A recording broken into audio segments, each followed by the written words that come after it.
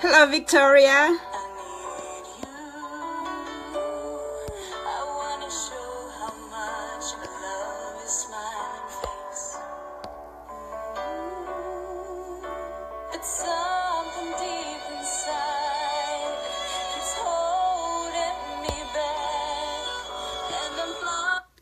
Dr. Jane, I'm not able to invite you. I'm trying, but I don't have an option to invite you. I don't know why. Are you on your iPhone?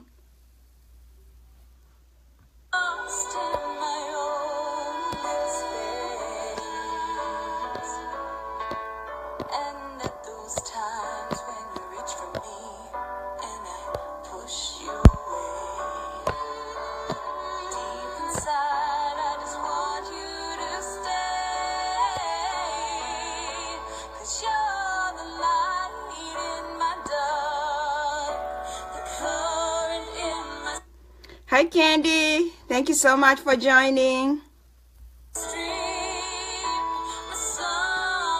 Dr. Jane, if you can, get off and try joining back again.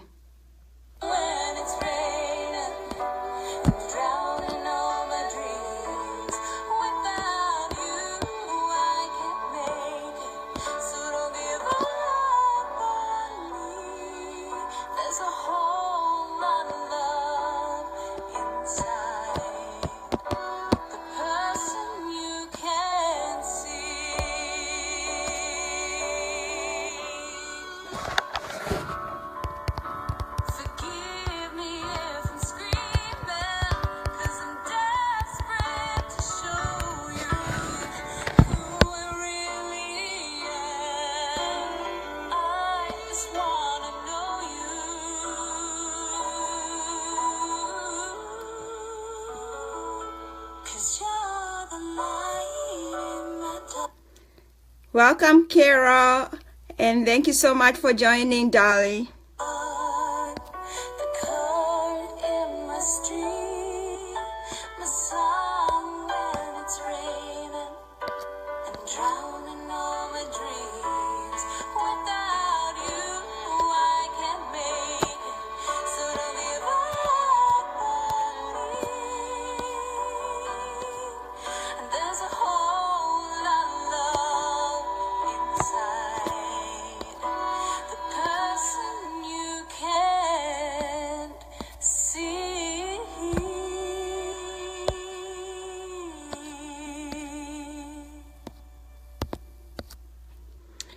All right, Dr. Jane, I'm not able to invite you. Can you get off and try getting back on?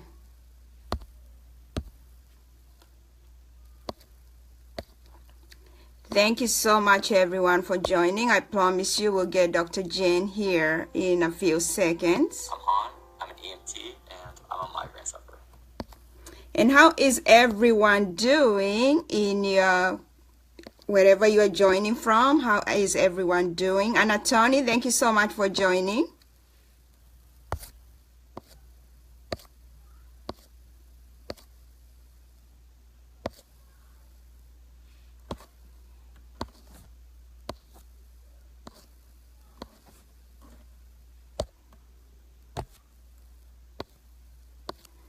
All right, while we are waiting for Dr. Jane, I am going to go ahead and introduce myself.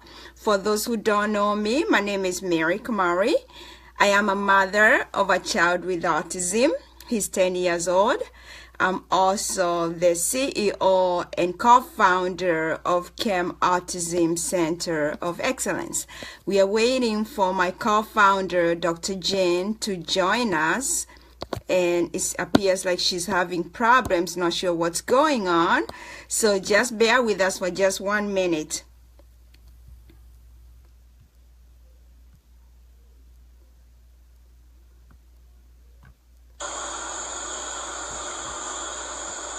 Hi everyone, this is Victoria Boland speaking to you from...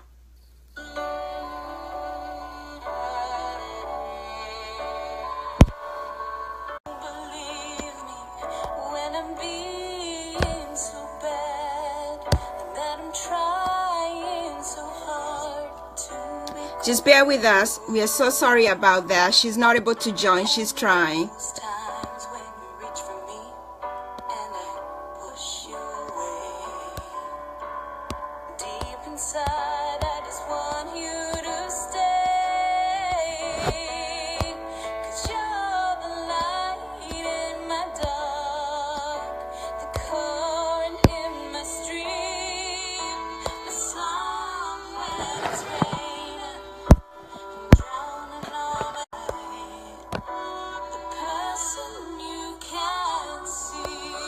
I love this song. This song was written actually for kids with autism, and it's very profound. You know, kids with autism, most of them can't tell you that they love you.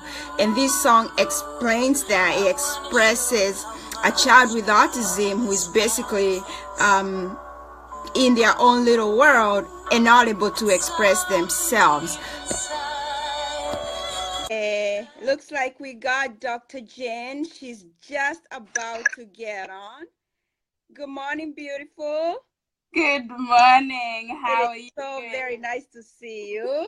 Nice to see you too. Technical difficulties, huh? Technical difficulties, but finally we're here. Awesome. Thank you so much. I'm not going to wait for a long time because it's Sunday morning and we have a quorum of about 7 people. So that's good enough to get started. Yes, it is. All right. Once again, everyone, thank you so much for joining us. We appreciate you spending your Sunday morning with us. As I said before, my name is Mary Kamari. I'm a mother of a child with autism, and I'm also the CEO and co-founder of CAM Autism Center of Excellence. And with me today is our beautiful Chief Clinical Officer and co-founder, Dr. Jane Paul. Good morning again, and would you please introduce yourself to our viewers? Awesome. I'll definitely love to do that. My name is Dr. Jane Paul, and I live in California. I have 2 boys, 2 sons, Alex and Ryan. Ryan is 16. Alex is 11. And I work with this beautiful, hardworking Mary, and it's been a pleasure really working with her, and I look forward to seeing where CAM Autism Center of Excellence is going to go, because the sky is the limit. Awesome. Dr. Jen, when did you come to the United States? Oh my goodness, that's a good question. A long time ago. I came here in 1995. So wow, you got me big yes. 1 year. Yes, it's a wow. Where did you go to school? In high school, I went to Nyeri Baptist High School, and then I went to University of Williams Baptist College in Arkansas. After that, I went for graduate school at the University of Texas in Austin. And then once I got done, I did my postdoctoral fellowship at the UC Davis Medical Center, MIDE Institute. And that has been my education. Wow, thank you. What do you do professionally? I know what you do, but for the sake of our viewers, can you tell us what you do professionally? Oh my goodness, do you have like a day? Okay. Okay, what I do professionally, I am a developmental specialist. I specialize in autism and other related developmental disabilities like Fragile X, Down syndrome, Williams syndrome, any disability that you can actually think of that children get when they're young.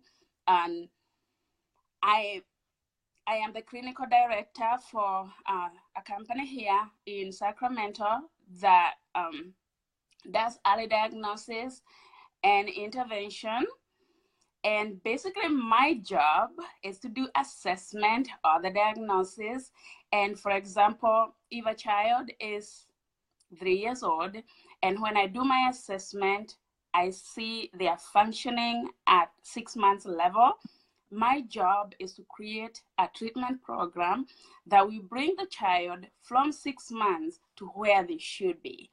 And so they keep me busy, and I love working with the families that I'm really privileged to serve in my practice. So wow. In a nutshell, that's what I do. Wow, that's a lot. Thank you so much for giving your life to children who are disadvantaged and who have these special needs. How did you get started working with children with autism specifically?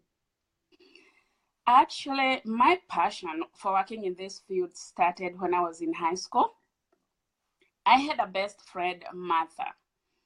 And every time we went to her house, I noticed her little brother would go behind the house. He spent most of his time there. He never said hi to us whenever we went there. He would never shake your hand. I never had him speak any word. Martha and her siblings didn't know what was wrong with him, so they let him be. So he was in his own little world. Every time that I was there, he wasn't going to school. And that baffled me because I never knew what he had. And then I went to college. And in one of my courses, Introduction to Psychology, one of the sections was talking about developmental disabilities. And autism was mentioned. And it was like a light bulb went off. And I remembered Godfrey. And right then, I actually diagnosed him with autism. And it's because of Godfrey that I really became so passionate about this field. From that time, it was like every research paper I did had something to do with autism. So that's how I started working with kids with autism. And I looked for opportunities from then on, and I've never stopped. Wow, wow. What is autism? Autism is a complex developmental disability that affects children when they are young, and it can be actually diagnosed between the age of 2 and 3. And basically, autism affects 3 areas: socialization, communication, and behaviors. And when I talk about behaviors, I'm talking about repetitive behaviors. Mm-hmm. And we see a lot of that in children with autism. And when diagnosis is being made, that's actually what we look for. Are there some deficits in social relationships? Are there some deficits in communication? And in communication, a lot of kids with autism are nonverbal. Some are verbal, but their verbal or their communication is peppered with communication difficulties, errors like pronoun reversal. Instead of referring to themselves as in first person, they do it in the second person. So those are the things that we look for. There are other areas that are affected in autism, but those are the 3 main areas: socialization, communication, and behaviors. Very good, very good. How do doctors identify?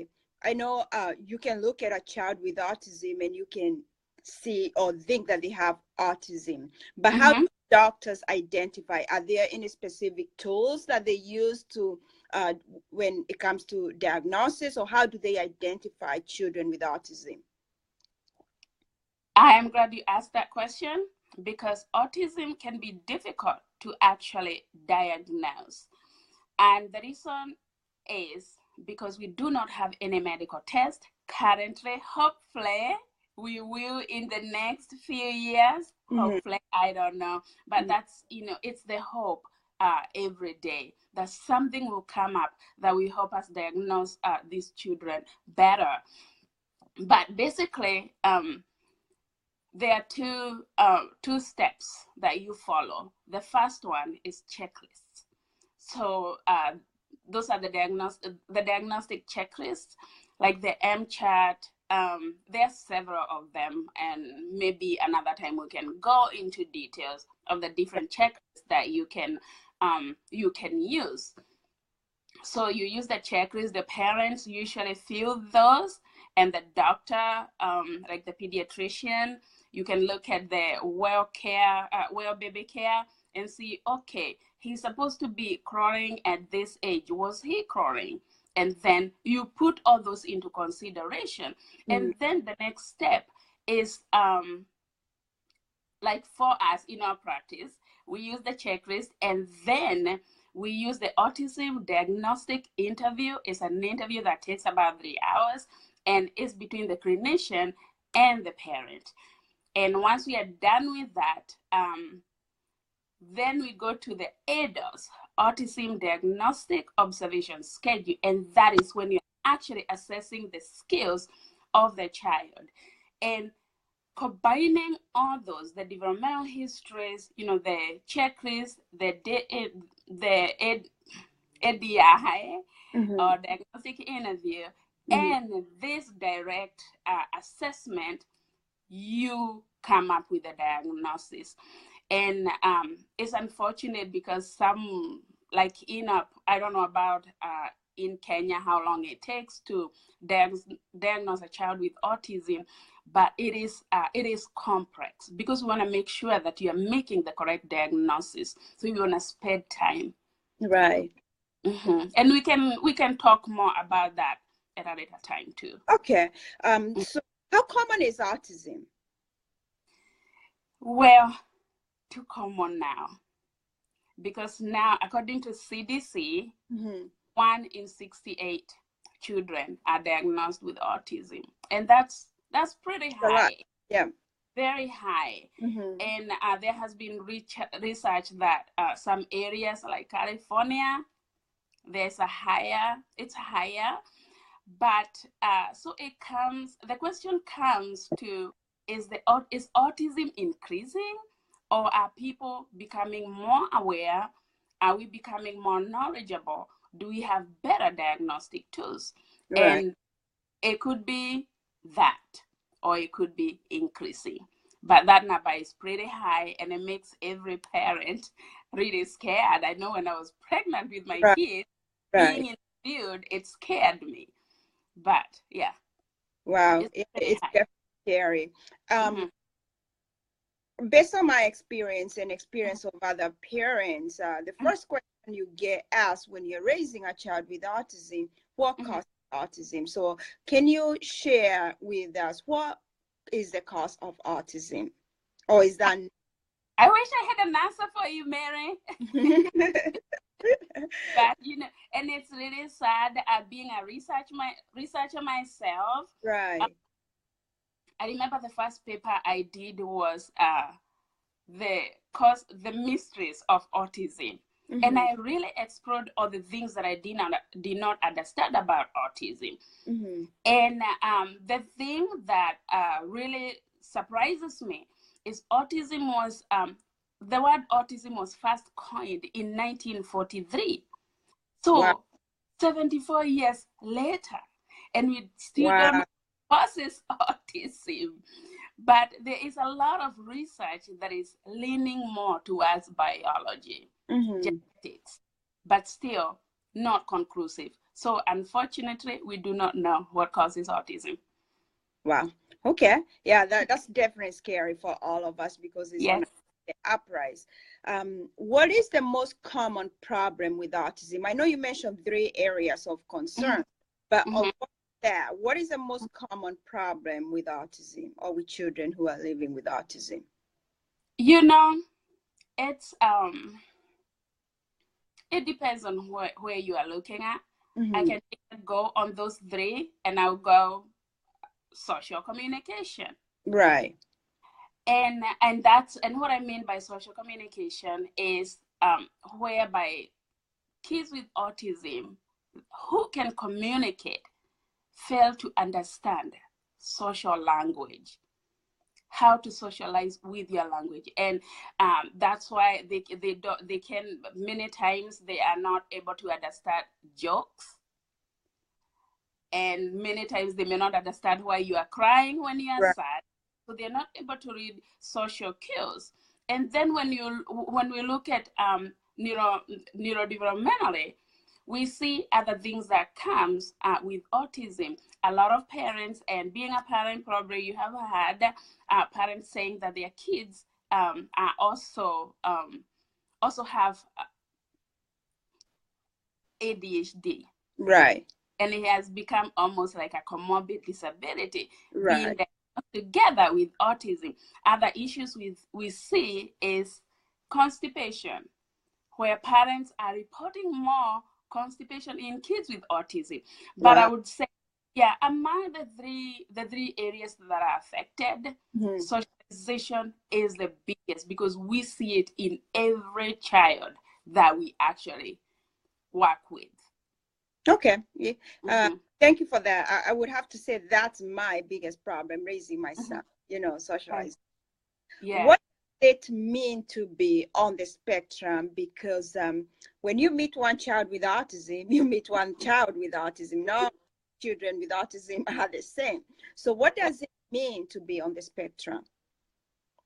When you hear a child is on the spectrum, that means they can either be high, you can find someone with savant skills. Mm-hmm. You can find another one who is completely nonverbal. Mm-hmm. And you have another one who is pretty good. They really look like typically developing, but their socialization is totally affected.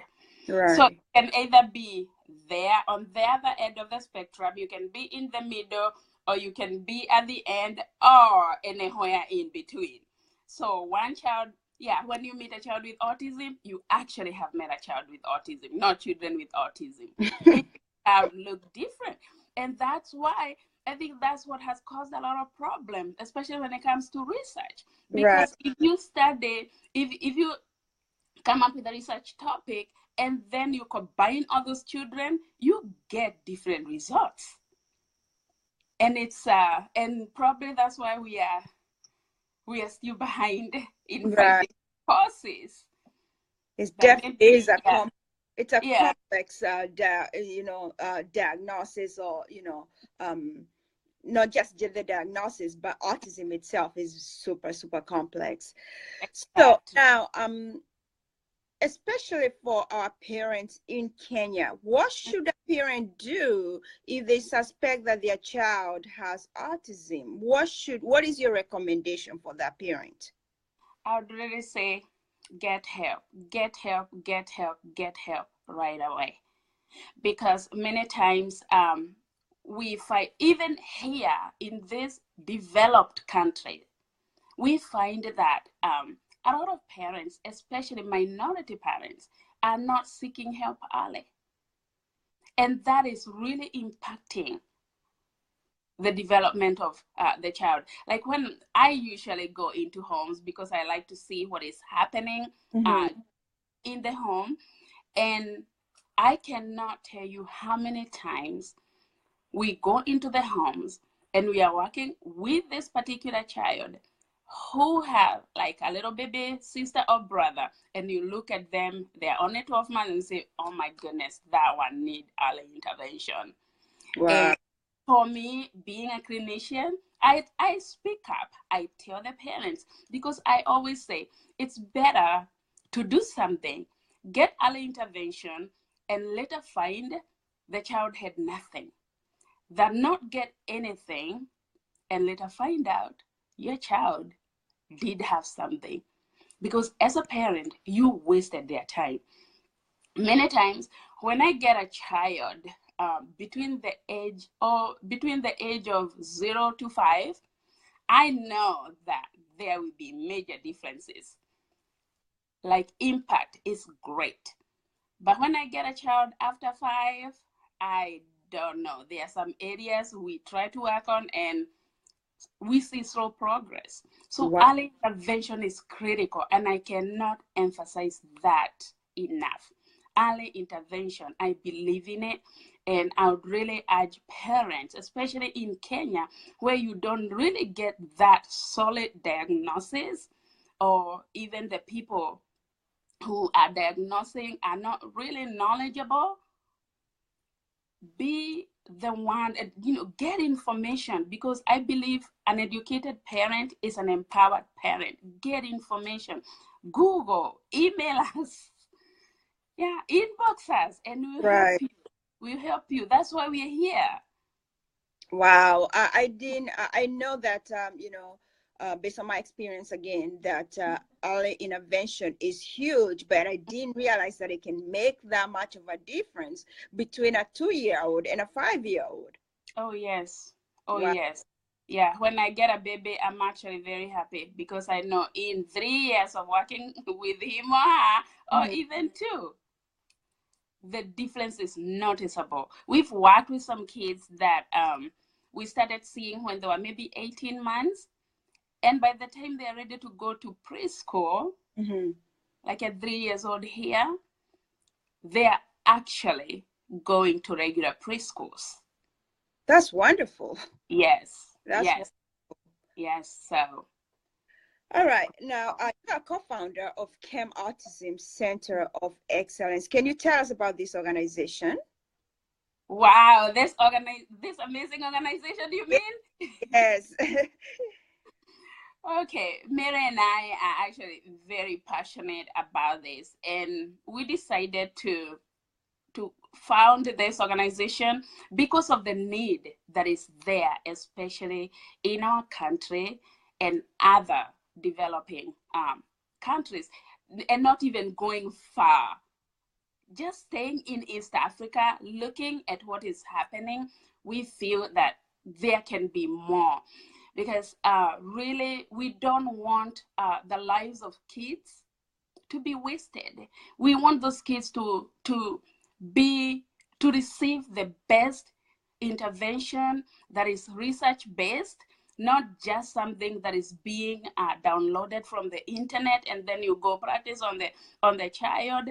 And that's really why we are here. We want to offer trainings to therapists, to teachers, to parents, because when a parent is educated, when you know what your child is supposed to be receiving, you at least you can be active in it, and you can tell them, you know what, okay, why are you doing that, why are you doing that? But when you don't know what you're supposed to receive or what your child is supposed to be receiving, you will not even know when they are getting crappy services. So that's what we really want to do. Training is a big part of our organization. Thank you. Yeah, we just getting started, and we will be educating parents far and wide all over, not just Kenya, but throughout Africa. Now, you're very passionate about autism. Where do you see Chem Autism in 5 years? You really want to know? I would love to know your thoughts on that. Okay. I really see as like we're actually going to be the first people to come up with to do the first epidemiology study in Kenya to know how many children are actually affected with autism. We are going to be the first one to come up with a center of excellence where kids can actually come and get diagnosis, where they can get intervention. And also, like, being able to do supervision online. Right. Really, the people who take our courses, and then we are able to actually get on a platform and supervise them. We get to see them in the field because there's technology for that.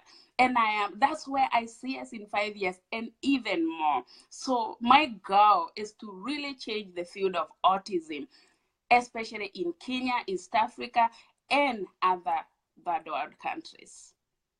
That is amazing. I can't wait. One of our goals at Chem Autism is to make therapy services not only affordable but convenient for all. I believe that every parent who is raising a child with autism deserve to get those services, and they don't need to make the drive 5 hours away just to get a doctor to look at their child.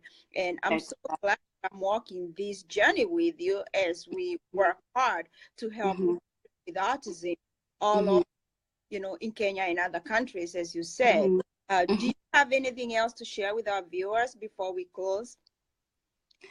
Well, the only thing I can really say, I have too many things to share, but one thing I would really like for Chem Autism to really do as an organization is really get to the villages, the remote villages, right, where they don't even know what their children have, right, and just do something about it. And really what I can tell our viewers today is, if you have a child with autism, if you're a parent, make sure you are proactive. I can tell you that in my practice, parents who are proactive, their kids do better. And actually, I have a huge requirement that if we are going to be providing services to your child, I have 100%, no, 90% parent participation. So I actually make my parents be there, because the goal of intervention is not just to teach these kids, it's to also teach you as a parent, so that you can continue with services when we are not with your child. And if you are a provider, or if you are a therapist and you are watching us, make sure you are informed. Keep up with the current research, because the children that you work with are really depending on you to get that research-based interventions so that you can share it with them. And yeah, that's really what I can say. And also, know the signs. Know the signs. Learn the early signs of autism. That way you know when your child is not really meeting the milestone. And Mary, we have that on our page, right? Yes, we do. Yes, we do. And maybe we can post it again. Feel free to download it, share it with people, because we want people to be informed. Don't just wait for your child to go to the doctor for baby care. Do something. Be proactive. Thank you for pointing that out. I would definitely post that page document that you created for us again, that way parents can know where the children should be at what age. So I'm going to post that again. Well, everyone, thank you for joining us and hanging out with us. Please follow us, like our page for more upcoming videos. We want you to join in on the conversation. If you have any questions, please post them and I'll come back and answer those questions, and Dr. Jen will do the same thing. And in closing, I would like to encourage all parents, like Dr. Jen said, please be involved. Be involved at every age. The best you can do for your child is his or her advocate. Please be involved. That's it for now. Thanks again for joining us. Like our page, and also we have a website, www.camautismcoe.org. I will post that on the video, that way you can check us out. If we can be of any help, please feel free to ask. Thank you and have a good day. Thank you, Mary. Thank you, everyone, for coming. Bye. Bye-bye.